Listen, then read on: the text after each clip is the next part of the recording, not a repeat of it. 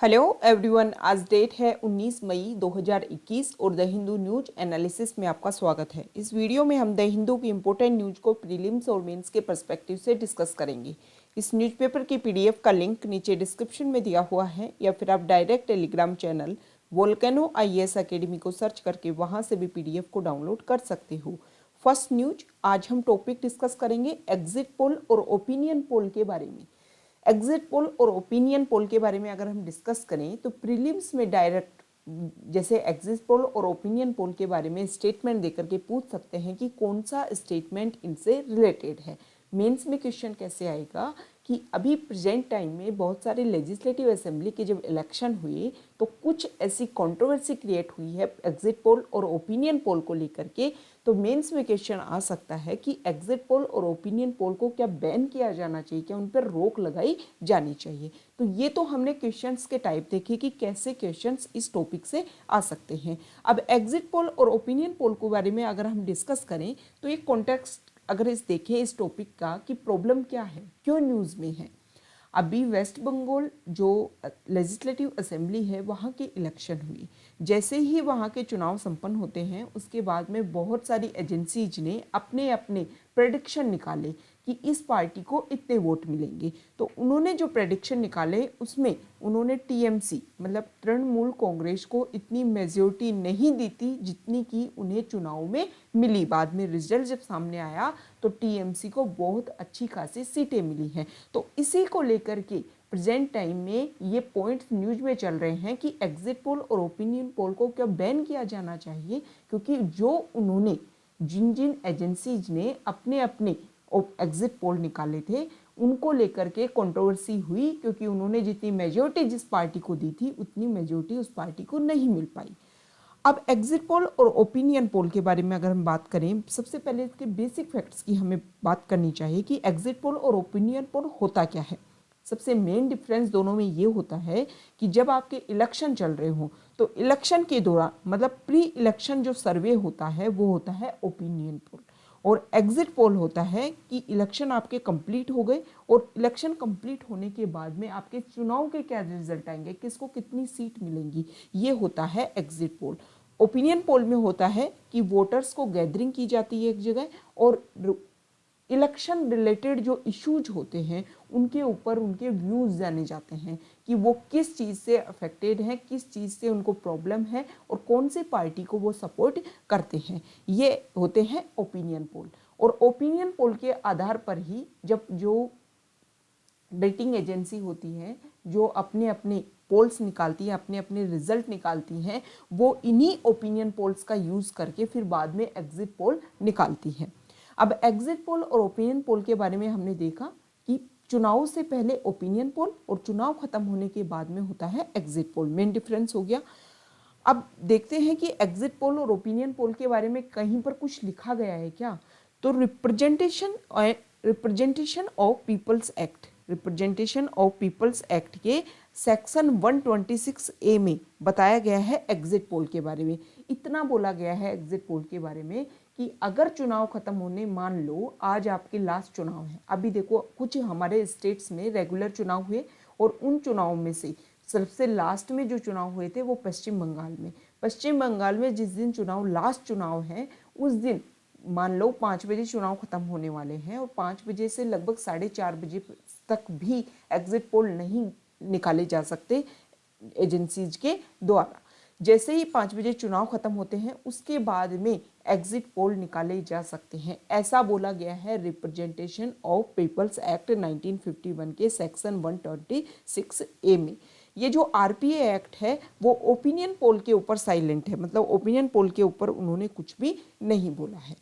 अब ये जो मेन इशू हुआ कि TMC को इतनी सीट दी गई लेकिन उससे ज़्यादा सीट TMC ने गेन की है, इसी को लेकर के प्रॉब्लम्स हुई हैं। तो पूछा गया है कि ये जो एग्जिट पोल और ओपिनियन पोल को बैन करने की आवश्यकता क्यों है, क्या इनको बैन कर देना चाहिए। देखो मेन रीज़न ये है कि जो भी एजेंसीज अपने एग्जिट पोल और ओपिनियन पोल दावे करती हैं वो मतलब बेसिक ग्राउंड के ऊपर जाकर के डाटा इकट्ठे नहीं करती हैं, वो सिर्फ कुछ लोगों को पकड़ती हैं, उनके व्यूज़ जानती हैं और व्यूज़ जान करके उसी के आधार पर अपने पोल निकाल देती हैं। तो इससे क्या होता है कि उनकी जो उनके जो डाटा होते हैं ना, उनके डिज़ाइनिंग में, सैम्पलिंग में और एनालाइजिंग में अंतर होता है। मतलब जो ग्राउंड लेवल की जो रिपोर्ट होती है वो उन लोगों के पास नहीं होती, सिर्फ ऊपरी सतह उनके पास रिपोर्ट होती है, उसी का वो यूज़ करते हैं।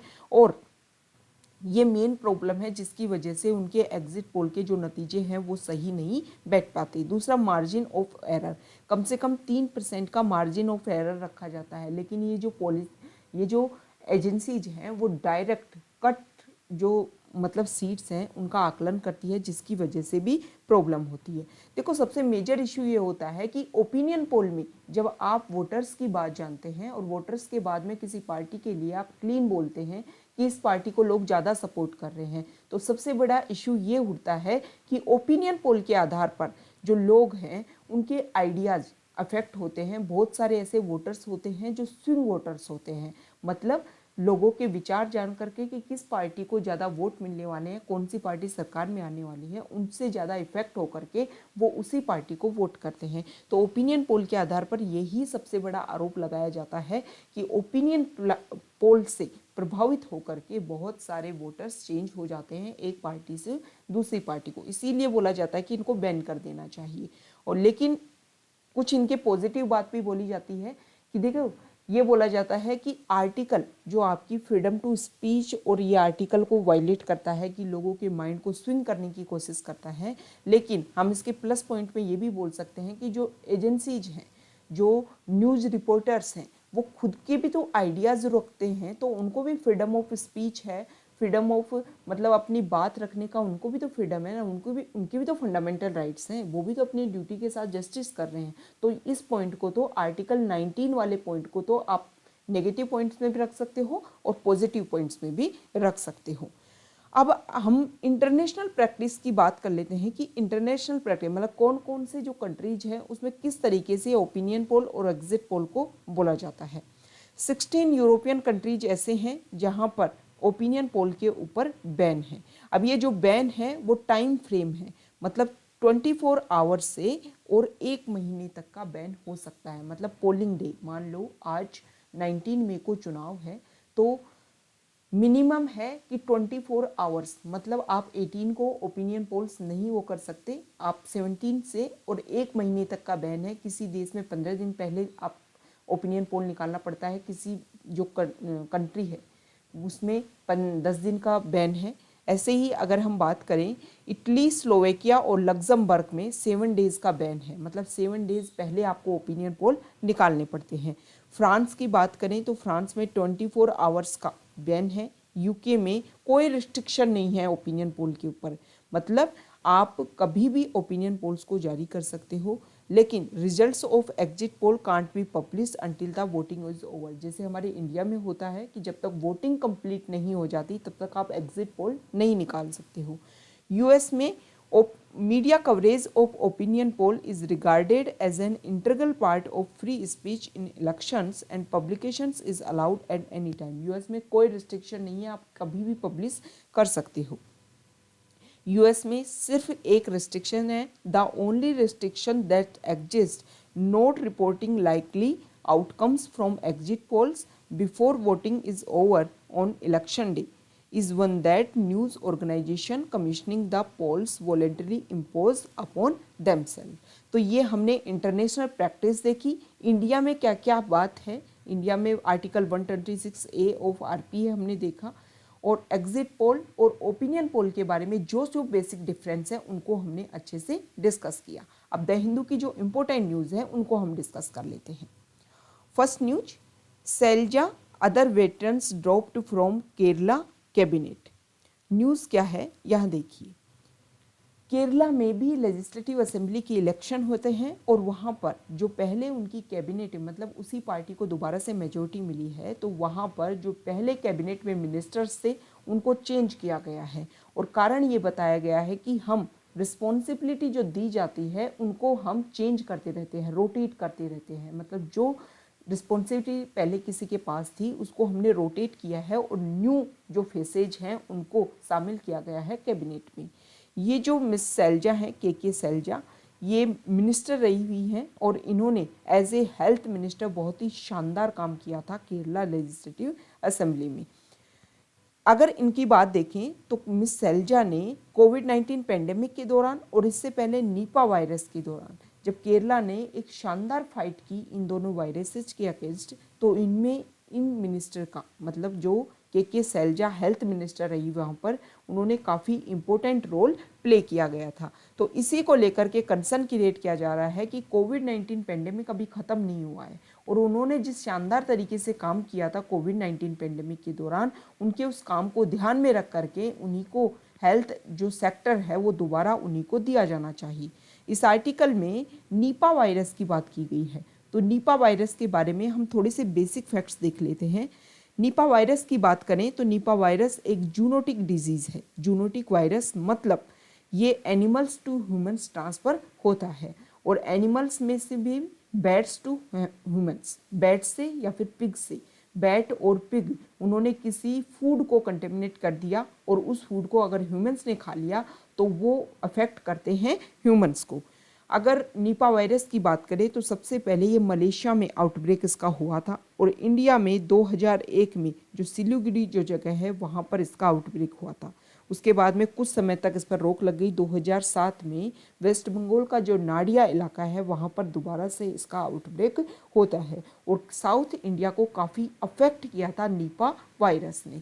देखो, अभी हम कोविड-19 पेंडेमिक की जब थ्योरीज़ की बात करते हैं कि कहाँ से उसका ओरिजिन होता है, तो उसकी ओरिजिन में एक थ्योरी ये भी सामने आती है कि हो सकता है कि बैट्स के थ्रू ये हमारे ह्यूमंस में फैला हो।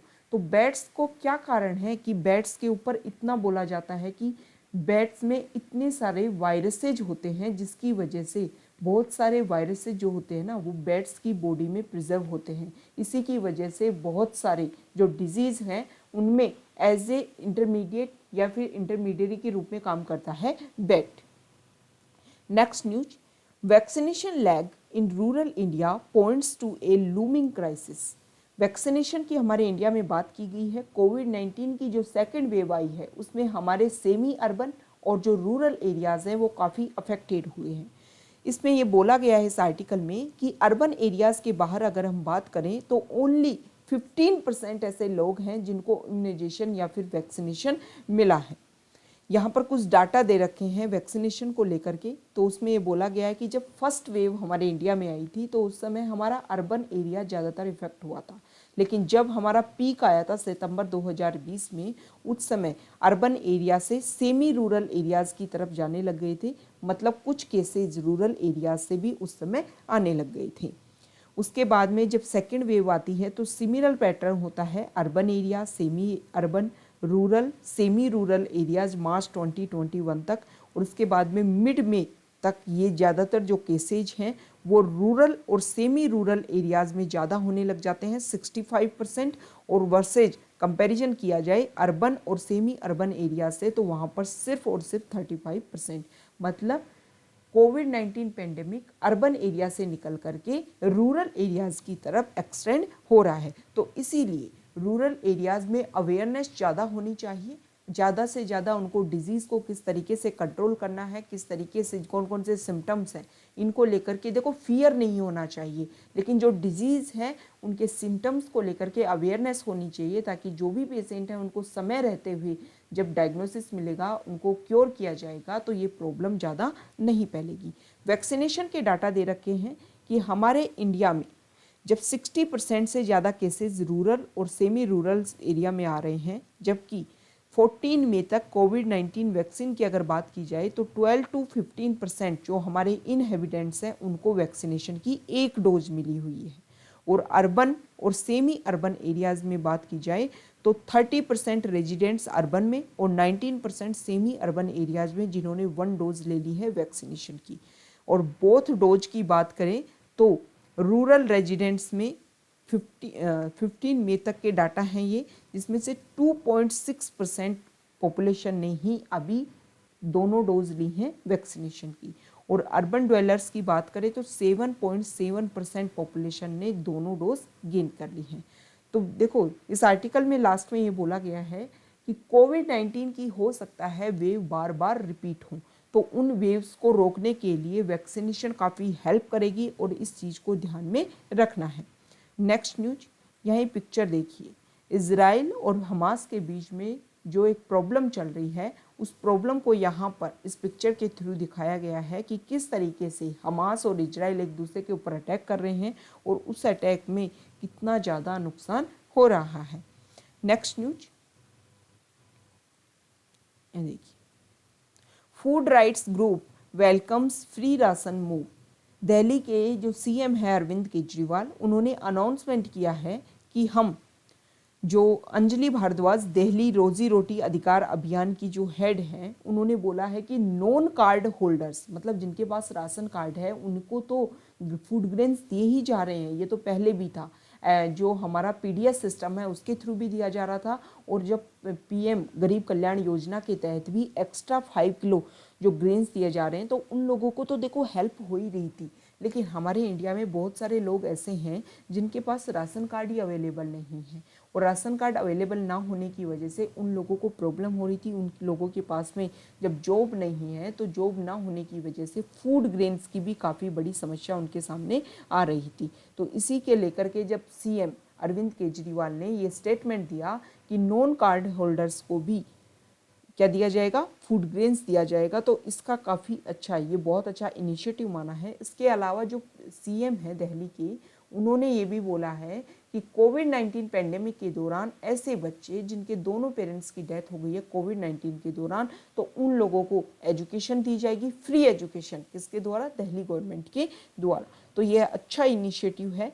जब प्रॉब्लम में है आपकी जो पॉपुलेशन, जिन्होंने आपको जिताया है और वो प्रॉब्लम में है, तो उनकी प्रॉब्लम को अपनी प्रॉब्लम मानना, ये काफ़ी अच्छा इनोवेटिव आइडियाज़ है। नेक्स्ट न्यूज, यहाँ देखो इंडिया में जो कोविड के पेशेंट और कोविड के जो केसेज बढ़ रहे हैं, उसमें हमारे पहले देखो हमारे इंडिया ने, जब इंडिया में फर्स्ट वेव के बाद में केसेज काफ़ी कंट्रोल में थे, तो इंडिया ने ना सिर्फ अपने नेबर कंट्रीज़ के बल्कि पूरे वर्ल्ड में 90 कंट्रीज़ को अपनी वैक्सीनेशन भेजी थी, और हमारे जो पड़ोसी देश हैं उनको तो फ्री सप्लाई की थी बहुत ज़्यादा वैक्सीन की।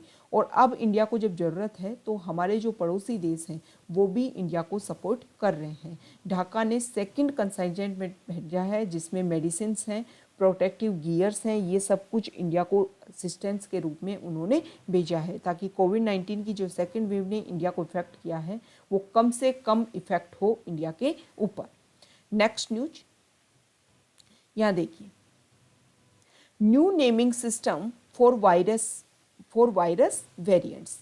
हमारे जो WHO है, वर्ल्ड हेल्थ ऑर्गेनाइजेशन, इसके बारे में आप सारे बेसिक फैक्ट्स नीचे कमेंट बॉक्स में बताओगे कि कब इसको बनाया गया था, कहाँ इसका हेडक्वार्टर है, किस तरीके से वर्क करता है, ये सब कुछ आपको नीचे कमेंट बॉक्स में बताना है। तो इनकी चीफ साइंटिस्ट हैं सौम्या स्वामीनाथन, उन्होंने एक स्टेटमेंट दिया है, और इस स्टेटमेंट में उन्होंने एक बात क्लियर की है कि जिस तरीके से हमारे वर्ल्ड में साइक्लोन्स आते हैं, हरिकेन्स आते हैं, तो जिस एरिया में, जैसे ट्रॉपिकल एरियाज़ में आते हैं या किसी भी एरिया में आते हैं, तो उस एरिया के आसपास जो कंट्रीज़ हैं उनको दी जाती है जिम्मेदारी कि आप इनका नाम रखोगे। नाम के आधार पर क्या होता है, डिफ्रेंशिएट आप अच्छे से कर पाते हो और अच्छे से उस चीज़ को पहचान पाते हो।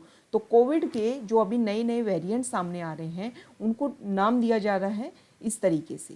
यहाँ देखिए, B.1.1.7, B.1.617।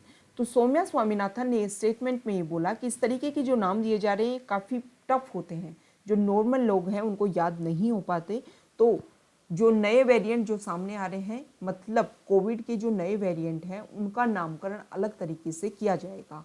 हर देश को जिम्मेदारी दी जाएगी जियोग्राफिकल के आधार पर, बेसिस के ऊपर, कि वो इन नए नए वेरिएंट्स का नाम डिसाइड करें, ताकि इजीली जो लोग हैं वो इनको समझ पाएँ और इनमें अंतर कर पाएँ, एक दूसरे में डिफ्रेंशिएट कर पाएँ। Next news, electoral bonds worth 695 crore sold during the recent election. देखो, स्टेट बैंक ऑफ इंडिया के द्वारा इलेक्टोरल बॉन्ड्स सेल किए जाते हैं, ताकि जो भी लोग, इंडिविजुअल या कोई पार्टी या कोई ऑर्गेनाइजेशन सपोर्ट करना चाहता है किसी भी पार्टी को, तो वो इलेक्टोरल बॉन्ड्स के थ्रू सपोर्ट कर सकता है किसी भी पार्टी को। तो 1 अप्रैल से 10 अप्रैल के बीच में जो इलेक्टोरल बॉन्ड्स बेचे गए, उसमें हाईएस्ट है, मतलब 2018 से ये स्कीम लॉन्च हुई थी इलेक्टोरल बॉन्ड्स वाली। उसके बाद में हाईएस्ट सेल हुए हैं इलेक्टोरल बॉन्ड्स को लेकर के। इलेक्टोरल बॉन्ड्स के बारे में अगर हम बेसिक फैक्ट्स देखें तो इलेक्टोरल बॉन्ड्स एक फाइनेंशियल इंस्ट्रूमेंट है जिसको पॉलिटिकल पार्टीज को डोनेशन के लिए यूज किया जाता है। ये जो बॉन्ड्स हैं वो 1000 से 1 करोड़ तक की, मतलब इनकी कोई मैक्सिमम लिमिट नहीं है और इसके आधार पर सपोर्ट किया जाता है किसी भी पॉलिटिकल पार्टीज़ को। एसबीआई को ऑथराइज कर रखा है कि वो इन बॉन्ड्स को इशू कर सकते हैं और ये जो बॉन्ड है जिस दिन इनको इशू किया गया उससे इशू की डेट से 15 डेज तक इनकी वैलिडिटी रहती है। अब इन बॉन्ड्स की अगर हम बात करें तो कोई भी पर्सन जो इंडिया में जो इंडिया का सिटीजन ऑफ इंडिया है और या फिर और इनकॉर्पोरेटेड और एस्टेब्लिश्ड इन इंडिया, वो इनको खरीद सकता है। और कब खरीद सकता है? जनवरी, अप्रैल, जुलाई और अक्टूबर के शुरुआती जो 10 दिन होते हैं उनमें इनको खरीदा जा सकता है। A person being an individual can buy bonds either singly और जॉइंटली विद अदर इंडिविजुअल, मतलब कोई इंडिविजुअल जो इलेक्टोरल बॉन्ड्स को इंडिविजुअल भी खरीद सकता है या फिर जॉइंटली भी खरीद सकता है किसी पॉलिटिकल पार्टीज को सपोर्ट करने के लिए। डोनर का जो नेम है वो मेंशन नहीं होता है इस बॉन्ड के ऊपर, ये इंपॉर्टेंट है। नेक्स्ट न्यूज यहाँ देखिए, फॉरेन पेज से न्यूज है। फॉरेन पेज पर इस समय कुछ इश्यू सामने आ रहे हैं, जैसे यहाँ पर इजराइल और हमास के बीच में गाजा स्ट्रिप को लेकर के जो कॉन्फ्लिक्ट है उसके बारे में न्यूज़ है कि काफ़ी प्रॉब्लम हो रही है। पूरा वर्ल्ड इस सीज फायर के लिए काम कर रहा है कि जल्दी से जल्दी इस सीज फायर के ऊपर दोनों सामने आए, फिलिस्तीन और इजराइल, और इसको ये जो वॉर हो रहा है इसको रोका जाए। US to send 80 million vaccine abroad. US ने बहुत सारे देशों में AstraZeneca, Pfizer, Moderna, Johnson and Johnson vaccine को इनको शामिल करेगा। हालांकि अभी स्टार्ट में उन्होंने अप्रूवल लेने की कोशिश की है और ज़्यादातर देशों में वो अपनी वैक्सीन को भेजेंगे। यहाँ पर न्यूज है श्रीलंका से related. Sri Lanka China backed tax haven clears final hurdle. Sri Lanka में क्या है कि दुबई और श्रीलंका में चीन के द्वारा समर्थित टैक्स हेवन ने, मतलब उसमें कुछ प्रॉब्लम आ रही थी, कुछ परेशानी आ रही थी, उसको क्लियर कर लिया है। वो जो सारी परेशानी है वो ख़त्म हो गई है। दुबई और सिंगापुर के आधार पर यहाँ पर tax haven, Colombo port city economic commission, ये चीज़ें यहाँ पर डेवलप होने वाली थी, कोलंबो पोर्ट सिटी, और उसको लेकर के श्रीलंका के सुप्रीम कोर्ट में कुछ परेशानी चल रही थी। तो सुप्रीम कोर्ट ने फैसला सुनाया है कि कुछ मामूली बदलाव करने हैं, कुछ चेंजेज करने हैं और उनको चेंजेज करने के बाद में आप आगे बढ़ सकते हो। श्रीलंका में अगर हम देखें तो सबसे बड़ा फॉरेन इन्वेस्टमेंट है और ये चीन के द्वारा इन्वेस्टमेंट है, जिसमें बहुत सारी जो बेसिक इंफ्रास्ट्रक्चर है उनको डेवलप किया जाएगा। मतलब बहुत सारी जो परियोजनाएं हैं, पॉलिसीज हैं, उनको एक जगह इम्प्लीमेंट किया जाएगा दुबई और सिंगापुर के तर्ज पर, ताकि जो श्रीलंका है वो भी डेवलप हो सके as a tax haven city. तो ये हमारा डिस्कशन था, कई इंपॉर्टेंट न्यूज़ को हमने डिस्कस किया। Okay, thank you.